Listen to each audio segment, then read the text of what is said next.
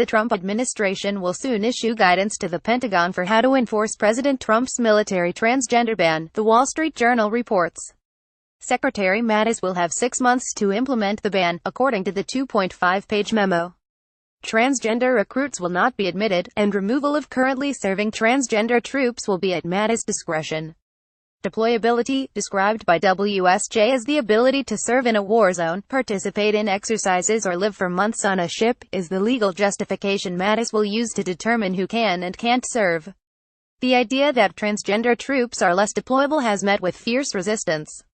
Flashback: Trump tweeted on July 26, "The United States government will not accept or allow transgender individuals to serve in any capacity in the U.S. military," but didn't follow up with a direct order, so the ban has not been enforced.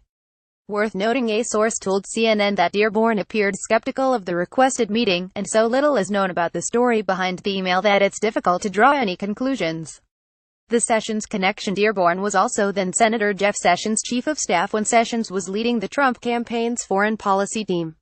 Sessions' meetings with Russian Ambassador Sergei Kislyak have already drawn scrutiny. White House response: Press Secretary Sarah Sanders told CNN, "We aren't going to comment on potentially leaked documents." The White House didn't immediately respond to a request for comment from Axios. Greg Gianforte, the Montana Republican who body-slammed Guardian reporter Ben Jacobs on the eve of his election to Congress, said in court that he planned to sit down with Jacobs after taking office, but has yet to agree to an interview, per The Washington Post's Eric Wemple.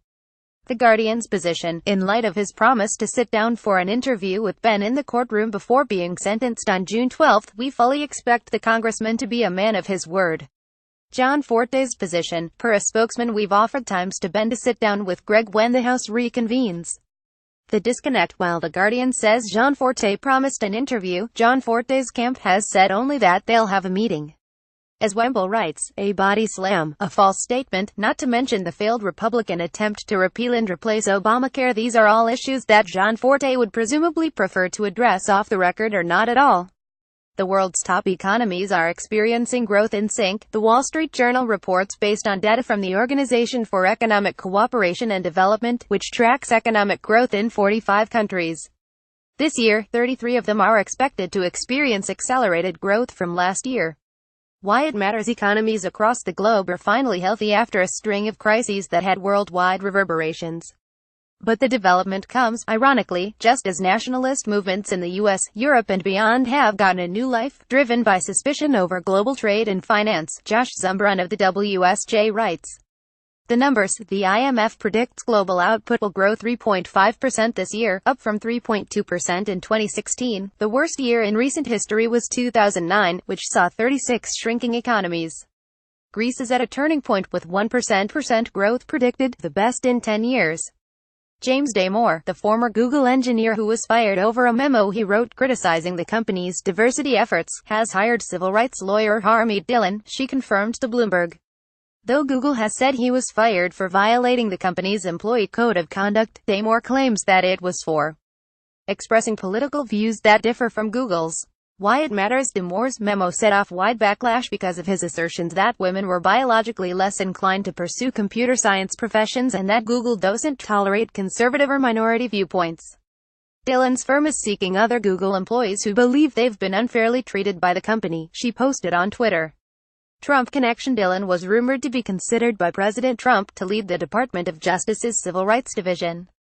What's next? Damore has already filed a complaint to the National Labor Relations Board and has said he's exploring further legal actions. The Federal Trade Commission is done vetting Amazon's proposed acquisition of Whole Foods, it said Wednesday, allowing the $13.7 billion deal to clear a key regulatory obstacle. The companies hope it will close this year. Whole Foods shareholders approved it earlier in the day.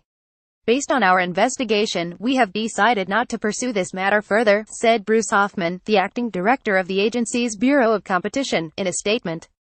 Of course, the FTC always has the ability to investigate anti-competitive conduct should such action be warranted. Details: the agency evaluated whether the merger of the organic grocer and online retail powerhouse substantially lessened competition or constituted an unfair method of competition. Bigger picture: critics of Amazon say it has gotten too big and should be subject to antitrust scrutiny. But it was always doubtful that this deal would be the field where that battle is fought. Researchers at Duke University might have solved one of the enduring mysteries of the Civil War. They think the Confederate submarine H.L. Hunley, the first sub ever to sink an enemy ship, sank immediately from the force of its own torpedo, per Popular Science. What happened? The shockwave from the sub's torpedo struck the craft so hard that it damaged the soft tissues of the crew's lungs and brains, perhaps killing the entire crew of 8 immediately. How they found out? The research team built a scale model of the Hunley and blew it up in a pond in an attempt to replicate the effects of the shockwave. Fool me twice. Before its final, fateful journey, the Hunley had already been sunk and raised twice, killing 13 previous crew members in the process. Danny Glover, an actor, director, and activist, is joining home-sharing company Airbnb as an advisor, the company said on Wednesday. Glover will help the company with its outreach to communities of color to recruit more hosts via a partnership with the NAACP that Airbnb announced last month. Why it matters? Last year, Airbnb got in some hot water when users began speaking out about the discrimination they experienced while using the home-sharing service. A recent study found that most hosts in predominantly black neighborhoods are white, further supporting the need for the company to get more minority hosts on board. Look for how the poll was conducted, via phone, internet, Google survey, to see if the pollster is revealing that information. If they're not transparent, they're likely not professional. Look at the questions in the poll, and especially for political polls, look for questions that go beyond comparing two candidates, including demographic questions, since professional pollsters will want to weight their data. Plus, most professional pollsters want to find out people's reasoning for leaning one way or the other, not just which way they lean. See why a poll was conducted, since if they don't tell you, you should be cautious. Academic institutions poll to increase name recognition or educate professional pollsters to make money, for example. Check when the poll was conducted and how many people it reached, since every professional pollster will tell you that, since that influences the results and their precision.